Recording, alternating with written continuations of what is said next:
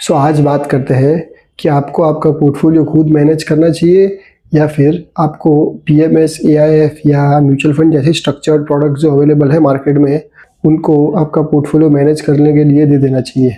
तो आपको अपना पोर्टफोलियो खुद अगर मैनेज करना है तो उसके लिए 3 सिंपल रिक्वायरमेंट है। तो उसको मैंने शॉर्ट फॉर्म दिया है kit, KIT, knowledge, information and time. अगर आपके पास इन तीनों में से किसी भी एक चीज़ की भी कमी है तो आपको आपका पोर्टफोलियो किसी को मैनेज करने के लिए दे देना चाहिए। तो सबसे पहले बात करते हैं किट में से नॉलेज की। सो नॉलेज क्या है? नॉलेज मतलब आपको क्या इक्विटी मार्केट का नॉलेज है, क्या आपको इंडस्ट्री का नॉलेज है, क्या आपको इकोनॉमिक कंडीशन का नॉलेज है, क्या सेक्टर का नॉलेज है, क्या आपको कंपनीज का नॉलेज है, क्या फिर आपको कंपनी के फंडामेंटल्स का नॉलेज है, क्या पैट होता है, एबिटा क्या होता है, रेशियोज क्या होते हैं। कुछ भी आपको अगर आइडिया नहीं है तो आपको खुद इन्वेस्टमेंट करना ही चाहिए किसी। दूसरा पॉइंट जो है वो इन्फॉर्मेशन। तो इन्फॉर्मेशन में क्या इंक्लूड है? कंपनी की ग्रोथ प्रोजेक्शन क्या है, कंपनी के फ्यूचर प्लान्स क्या है, कंपनी का मैनेजमेंट क्या चाहता है, कंपनी के मैनेजमेंट की सोच क्या है, उनके कस्टमर कैसे है। तो ऐसी कंपनी की बहुत सारी चीज़ें हैं जो हमें पता ही नहीं होता है। क्या पॉइंट यही है कि ये सब कंपनी के बारे में जो एक्सटर्नल इंटरनल इन्फॉर्मेशन जो है, जो सिर्फ फंड मैनेजर के पास ही होगी या बड़े लोगों के पास ही होगी, क्या आपके पास वो है? अगर वो नहीं है तो फिर क्या होगा, बहुत सारे सेंसिटिव इन्फॉर्मेशन आपके पास होगी ही नहीं और आप जो डिसीजन लोगे उसमें कुछ ना कुछ एरर रह ही जाएगी।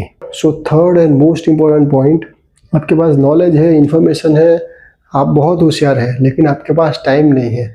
आपका काम कुछ ऐसा है जहाँ से आपको टाइम नहीं मिलता है।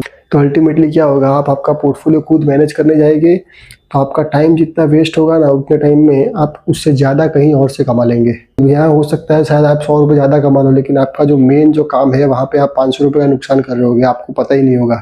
सो सबसे पहले ये कैलकुलेट कीजिए कि आपका कितना टाइम इसके लिए वेस्ट हो रहा है और वो टाइम वर्थ है कि नहीं ये चीज़ में देने के लिए। तो इससे क्या होगा, आप अपने मेन काम पे फोकस कर सकोगे और आपका पोर्टफोलियो जो है वो कोई और मैनेज कर रहा होगा और उसका रिजल्ट 99% केस में आप जो खुद मैनेज करोगे उससे अच्छा ही आएगा, ये मेरी गारंटी है। तो आज आप बैठ के खुद डिसाइड कीजिए ये 3 चीज़ में से आपके पास कौन सी चीज़ की कमी है, और ये तीनों चीज़ में आपका जो अगर आंसर यस है तो आप खुद अपना पोर्टफोलियो मैनेज कर सकते हैं, या फिर आप दूसरे को पोर्टफोलियो मैनेज करने के लिए दीजिए, वो आपके पोर्टफोलियो के लिए कुछ अच्छा ही काम करेगा।